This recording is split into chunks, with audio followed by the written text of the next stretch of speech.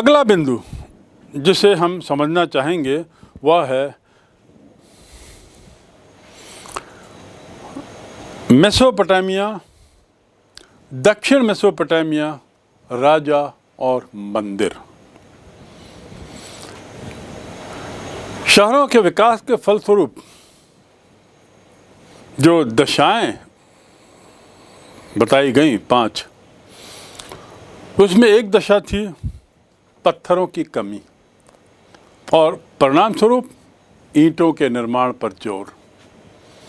यहाँ हम एक नए बिंदु पर आते हैं और वह है दक्षिण मेसोपोटामिया में राजा और मंदिर।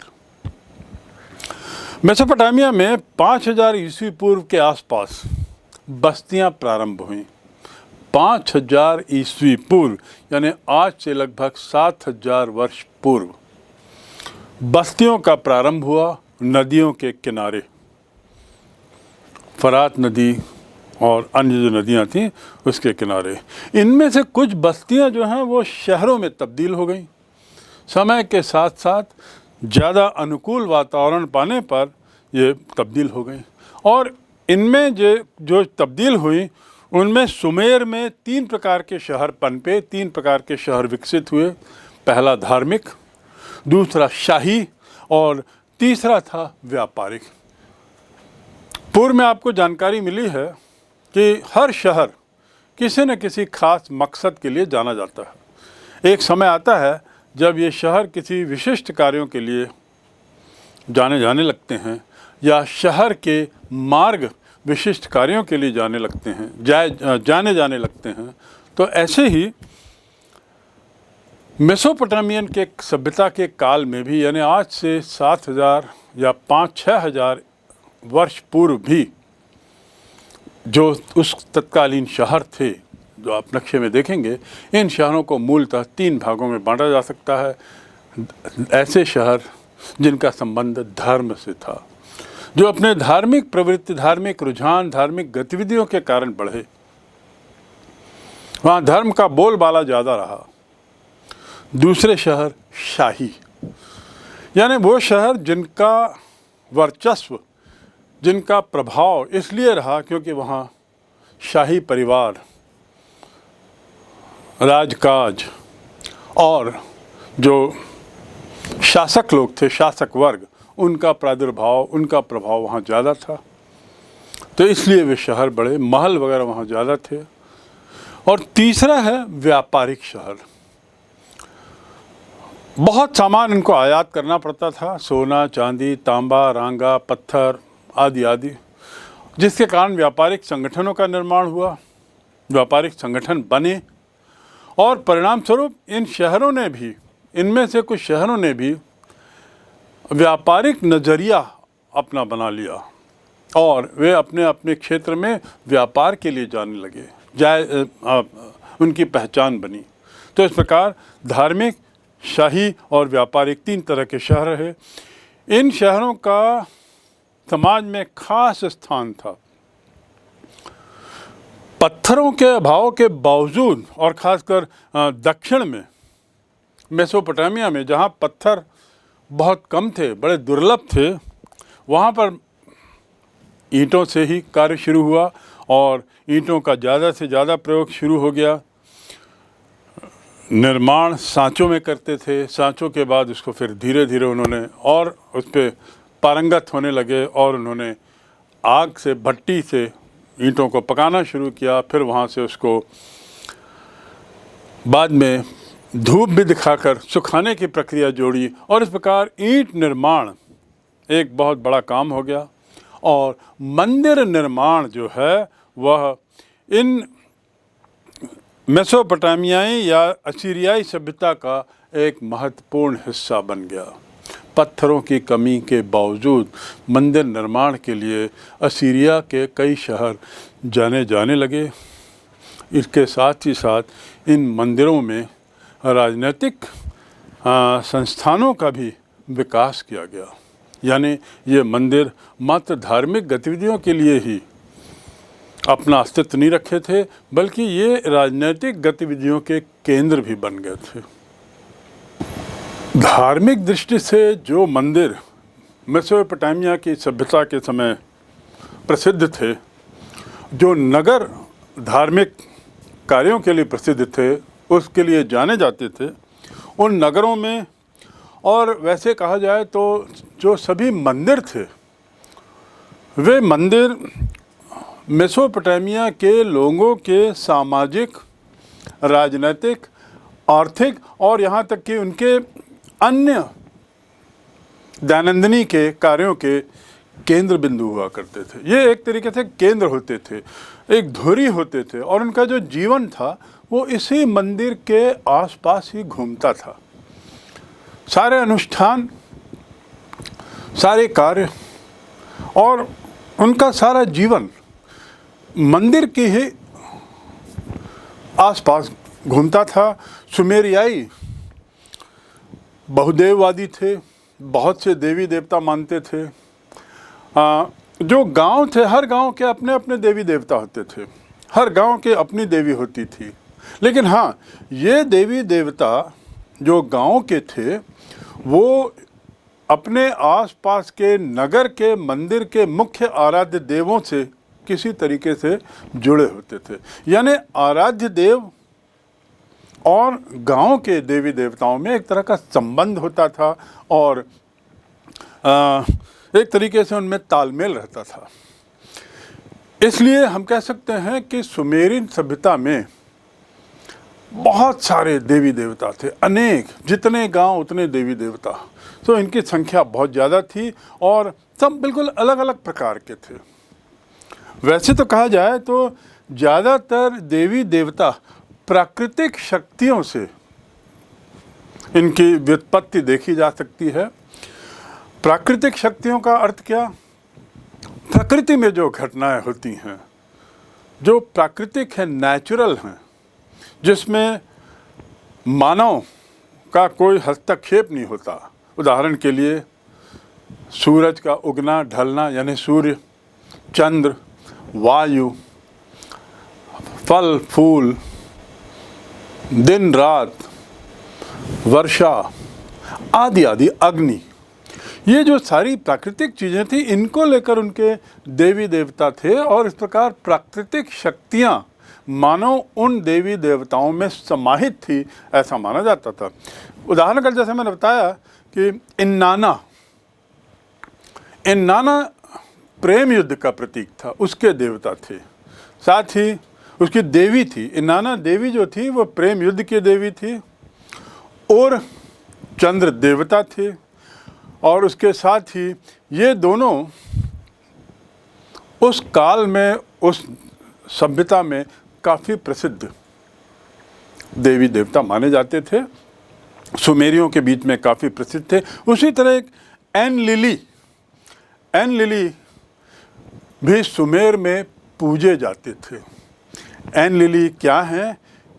इन्हें राजाओं का स्वामी माना जाता था। यानी देखिए, राजा, ये बड़ा रोचक है समझना कि राजाओं का भी एक अपना स्वामी था इन देवी देवताओं के अतिरिक्त। और आगे हम जानेंगे कि राजा स्वयं में पुजारी भी थे और राजा भी थे। लेकिन अभी ये जानना ज़रूरी है कि एनलिली राजाओं के स्वामी माने जाते थे, उनके देवता माने जाते थे। इसके बाद जो हर नगर का एक मुख्य देवता होता था, जो मुख्य देवता उस मंदिर के जिगुरात में, जिसे हम जिगुरात कहते हैं, वो एक बड़े मंदिर में जिगुरात में स्थापित किया जाता था। और जिगुरात में मुख्य देवता की स्थापना के साथ उसी के आसपास समस्त राजनैतिक, धार्मिक, आर्थिक और सामाजिक गतिविधियां, सामाजिक समारोह आदि आदि वहीं होते थे। नगर ग्राम में रहने वाले लोग, नगरों में या गांव में जो लोग रहते थे, वे इन्हीं आराध्य देवों से जुड़े हुए देवी देवताओं की पूजा करते थे, जैसा मैंने पहले बताया। तो एक तरीके से गांव के धार्मिक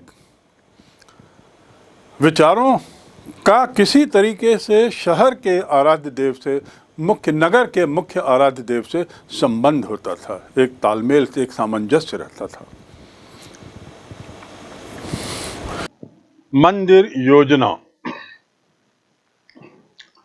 मंदिरों का निर्माण मेसोपोटामियन काल में त्रिपक्षीय होता था, अर्थात बड़ा केंद्र एक कक्ष के रूप में, जो एक केंद्र के रूप में विद्यमान होता था और देवी देवताओं के प्रतिभा कक्ष से जुड़ा हुआ होता था, अर्थात बीच में एक केंद्र कक्ष और उसके आसपास देवी देवताओं के कक्ष। इस केंद्र कक्ष के दोनों तरफ गलियारे होते थे, बरामदे होते थे और मंदिरों की गतिविधियां बढ़ने के साथ ही ऐसा देखा जाने लगा कि अंदर घरों की तरह बनाए गए एक आंगन और चारों तरफ कमरे होने लगे, यानी थोड़ा सा रूप बदल गया, क्योंकि मंदिरों का उपयोग भी मंदिरों में होने वाली गतिविधियों का परिणाम यह हुआ, बढ़ती हुई गतिविधियों का परिणाम यह हुआ कि मंदिरों का रूप भी थोड़ा बदल गया और अब बीच में एक केंद्र कक्ष और इसके चारों ओर आंगन, खुले आंगन के साथ कमरे। मंदिर जो कभी देवी देवताओं के निवास गृह माने जाते थे, ये सामान्य घरों से अलग नहीं थे। इस बात को हमें ध्यान देना होगा। मंदिरों में देवताओं को देखने के लिए, उनके दर्शन के लिए लोगों को कमरे और जो बाहर मैंने आंगन का जिक्र किया उससे होकर गुजरना होता था। सभी मंदिरों में जो स्थापत्य कला थी, जो उनका एक तरीके का डिजाइन था, वह एक ही जैसा था, उसमें एक रूपता मिलती है। ये जरूरी था कि मंदिरों में बाहरी आउटर वॉल जरूर बने, वो अवश्य बनी होती थी। तो इस प्रकार हर मंदिर की एक अपनी चार दीवारी होती थी। इसमें लकड़ी और पत्थरों के साथ साथ ईंट भी प्रयोग में लाते थे और कुछ तरीके से कुछ मुड़ी होती थी, जो चार दीवारियां होती थी। मुड़ी दीवार सामान्यतः साधारण घरों में नहीं बनाई जाती थी। ईंट मंदिरों में छज्जा भी बना होता था। जो ईंट के मंदिर थे वे उनमें छज्जों का प्रयोग देखा गया है। विशालकाय मंदिर सीढ़ीदार पिरामिड के समान बनाए जाते थे। ऊंची ऊंची सीढ़ियों से मंदिर तक पहुंचा जाता था, जिन्हें उस समय जगुरात कहा जाता था। तो विशाल मंदिर, सीढ़ीदार पिरामिड और बहुत ऊंची ऊंची सीढ़ियां, ये उसके ऊपर छज्जानुमा एक ढांचा और मंदिर के चारों तरफ मुड़ी सी चार दीवारी। ये जो पूरा स्ट्रक्चर है, इसे एक तरीके से एक नाम दिया था जिसे जगुरात कहते थे।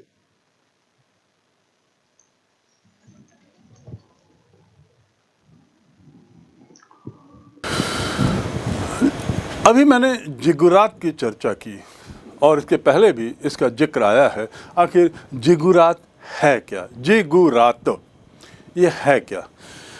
जिगुरात एक तरीके का ऊंचा बना हुआ ढांचा, एक स्ट्रक्चर, एक भवन बहुत ऊंचा बना हुआ।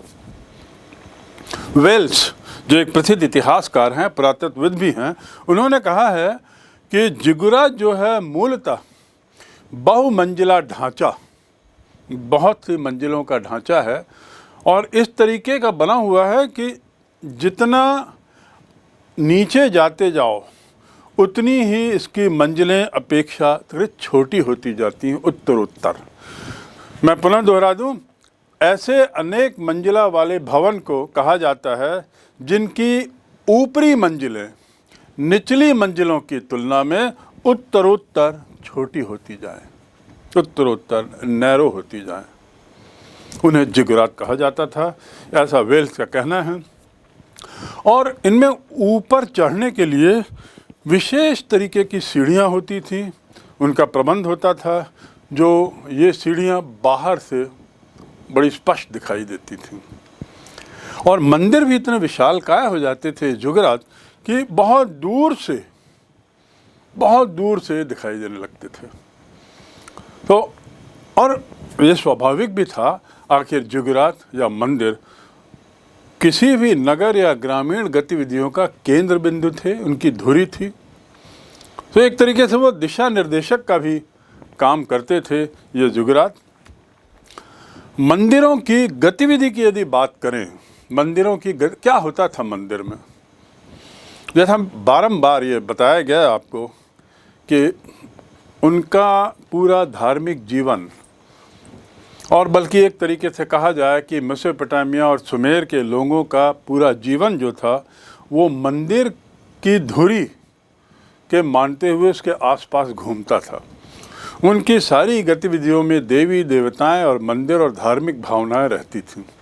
तो इसलिए हम कह सकते हैं कि यदि हम इन मंदिरों की गतिविधियों की बात करें तो मंदिर एक अत्यधिक व्यस्त केंद्र हुआ करते थे, क्योंकि सभी तरह की गतिविधियां, सभी तरह के कार्य, सभी तरह के अनुष्ठान, सभी तरह के समारोह, ये सब इन्हीं मंदिरों में होते थे।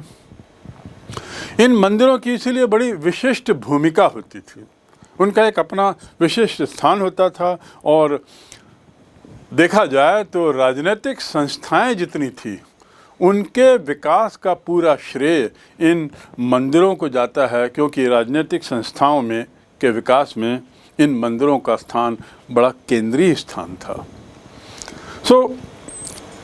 जो मंदिर हैं, मंदिर पूरे नगर का या पूरे ग्राम का एक केंद्र बिंदु होता था। पूरी दिनचर्या में वहाँ के लोगों के मंदिर का बड़ा विशिष्ट स्थान होता था। इस बात को हमको ध्यान रखना पड़ेगा। यदि मैं इसकी तुलना अपने भारतीय सभ्यता से, प्राचीन सभ्यता से करूं, तो एक तरीके से दोनों में कुछ समानताएं दिख सकती हैं, क्योंकि प्राचीन भारत में भी मंदिर जो थे वे शैक्षणिक गतिविधियों का, राजनीतिक गतिविधियों का, आर्थिक गतिविधियों का, मार्केटिंग, बाजार, सामाजिक गतिविधियां, सामाजिक अनुष्ठान, इनके केंद्र हुआ करते थे। तो लगभग भारत जैसी स्थिति वहाँ थी, लेकिन शायद वहाँ और ज़्यादा तीव्रता थी उनके मंदिरों के केंद्रीय बिंदु होने के मामले में। एक बात बड़ी स्पष्ट यहाँ पर परिलक्षित होती है कि मानव जीवन के समस्त कार्यों, मानव जीवन से जुड़ी समस्त बातों के लिए मंदिर केंद्र बिंदु हुआ करते थे। इस बात को हम लोग अच्छी तरह समझ लें। 3100 ईस्वी पूर्व सुमेर के जो नगर थे, राज्यों पर ऐसे राजाओं, ऐसे सरदारों का शासन था, ऐसे मुखिया लोगों का शासन था इन जगहों पर कि जो पुजारी का भी कार्य करते थे। इस विचित्रता की चर्चा मैंने पूर्व में की है कि जहाँ राजाओं के स्वामी, जिनको एन लिली कहते थे, ऐसे ही राजा स्वयं पुजारी भी हो सकते थे। खासकर सुमेर के नगर राज्यों पर जब इन लोगों ने शासन किया तो अपने को पुजारी भी माना। इस तरह राजस्व के मामले में भी वे अपने को मुख्य मानते थे। इसमें भी पुजारी ही संबंधित रहते थे। साथ ही वह सभी चीज़ों को अपने में एकत्रित कर लेता था राजा। जैसे मंदिर सभी गतिविधियों का केंद्र, ऐसे ही राजा मुख्यतः सभी चीज़ों का मुखिया। वह राजा तो था ही, शासन चलाता था, आर्थिक मुखिया भी था, मंदिर का पुजारी भी था, सेना का मुखिया भी था, और साथ ही साथ अपने को ईश्वर के प्रतिनिधि के रूप में भी सामने रखता था। पुजारी से संबंधित ये बात बड़ी रोचक है कि राजा और पुजारी एक ही होते थे बहुत बार। इसको हमको ध्यान में रखना होगा। राज्य की जितनी भी आय या जितनी भी संपत्ति होती थी वो सब पुजारी के नाम से होती थी, और पुजारी अपने को ईश्वर का प्रतिनिधि मानता था, और उस रूप में वह संपत्ति उसके मातहत रहती थी। देवी देवताओं पर चूंकि हम गतिविधियों की बात कर रहे हैं, तो पुजारी के अलावा वहाँ पे चढ़ावा वगैरह क्या होता था? देवी देवताओं पर मुख्य रूप से उनको अन्न दिया जाता था, दही दिया जाता था, कृषि खाद्यान्न सामान होता था, मत्स्य मछली आदि भी, और पशुधन भी, ये उनको अर्पित किया जाता था अनुष्ठान में, पूजा आदि के कार्यक्रमों में और किसी समारोह में। मुख्य रूप से ये आराध्य देव को समर्पित होता था, जो किसी हर शहर के एक एक आराध्य देव जिसका जिक्र हुआ है पूर्व में, उनको ये समर्पित किया जाता था। ये तो हुई राजाओं की बात, मंदिरों की बात, और राजाओं के ताकत की बात, कि मात्र उनके पास राजनीतिक सत्ता ही नहीं थी बल्कि धार्मिक सत्ता भी उन्हीं के हाथ में थी, आर्थिक सत्ता भी उन्हीं के हाथ में थी। अब जब यदि ये स्थिति थी तो बाकी नगरवासियों का क्या हाल था, उनका क्या कार्य था, उनका क्या रोल था, उनकी क्या भूमिका थी? तो देखा जाए तो मेसोपोटामिया और सुमेर के जो साक्ष्य मिले हैं उसमें ये परिलक्षित होता है, ये दिखाई देता है कि इन लोगों का मुख्य कार्य, समाज के अन्य तबके का मुख्य कार्य, इन अनुष्ठानों गतिविधियों में भाग लेने के अलावा सेवा भाव, ये इनका एक मुख्य काम हुआ करता था। यानी मंदिरों में अपनी सेवा देना ये लोग करते थे। उपलब्ध जो साक्ष्य हैं उससे मालूम होता है कि ऐसे सेवा भाव से कार्य करने वालों की संख्या, तादाद हजारों में होती थी, बहुत बड़ी संख्या में होते थे ये लोग, और मंदिरों में स्वपूर्ति स्वयमेव जुड़ते थे, और इनकी सेवाएं भी सतत रूप से ली जाती थी। मंदिरों के रख रखाव में, मंदिरों के मैनेजमेंट में, उसके व्यवस्थापन में, उसकी सफाई में, और मंदिरों की दिनचर्या को बनाए रखने में ऐसे सेवा भाव से, स्वपूर्ति से आए हुए लोगों का बहुत बड़ा योगदान होता था। इसके अलावा लगभग 5 वर्षों के लिए करीब 1500 मजदूर इन जिगुरात जैसे मंदिरों के लिए रखे जाते थे, और ये 1500 मजदूर नियमित रूप से मंदिर की सेवा में पूर्ण रूपेण लगे रहते थे। तो इस प्रकार हम कह सकते हैं कि नगरवासी, राजा और अन्य तबके के लोग पूर्ण रूपेण मंदिर की सेवा में ही, अपने आराध्य देव की सेवा में ही लगे रहते थे। उरुक में इनाना मंदिर पूजा और कर्मकांड के काम ही नहीं बल्कि गोदाम, कारखाने, कारीगरों के निवास गृह के भी काम आते थे। तो हम देख सकते हैं कि एक ही मंदिर किस प्रकार कई तरह की जरूरतों को पूरा करता था। ये मात्र धार्मिक स्थल ही नहीं होते थे, पूजा के स्थान ही नहीं होते थे, बल्कि एक तरीके से ये बाजार का भी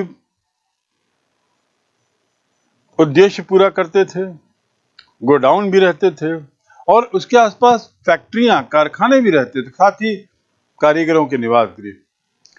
इसके अंदर ब्रेड बनाना, कपड़ा बुनना, ऐसे काम, ऐसे शिल्प किए जाते थे। तो हम देखते हैं कि मंदिर एक तरीके से बहुउद्देशीय होते थे। मंदिरों में, उनके विशालकाय कक्षों में अनाज भंडारण भी होता था, साथ ही उसी से भोजन भी बनाया जाता था, जिसे वहां रहने वालों को भोजन दिया जाता था। उपज के ज्यादा भाग यदि हो तो पुजारियों को मिलता था, जिससे पुजारी अपनी स्थिति काफी मजबूत कर लेते थे। तो इस प्रकार हम देखते हैं कि मंदिर कैसे धीरे धीरे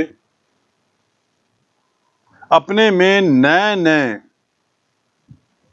कार्य समावेश करते जा रहे हैं, नए नए उद्देश्य समावेश करते जा रहे हैं और उसकी पूर्ति भी कर रहे हैं।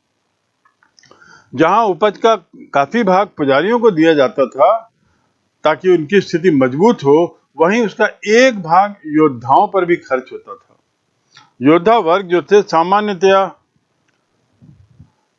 कृषकों और कारीगरों पर दबाव डालकर पुजारी का साथ देते थे। अपने क्षेत्रों की रक्षा पर पड़ोसी क्षेत्रों पर भी आक्रमण करते रहते थे। कारीगर मंदिरों में धातु कर्म, मिट्टी के बर्तन बनाना, तेल पेरना, अनाज पीसना और यहाँ तक कि शराब बनाने का भी काम करते थे। तो इस प्रकार मंदिर जो है वो आर्थिक गतिविधियों का, सामाजिक गतिविधियों का एक बहुत ही महत्वपूर्ण केंद्र था और योद्धा, कृषक, कारीगर, पंडित या पुजारी ये सब वहीं मंदिर के आसपास के दायरे में ही रहते थे।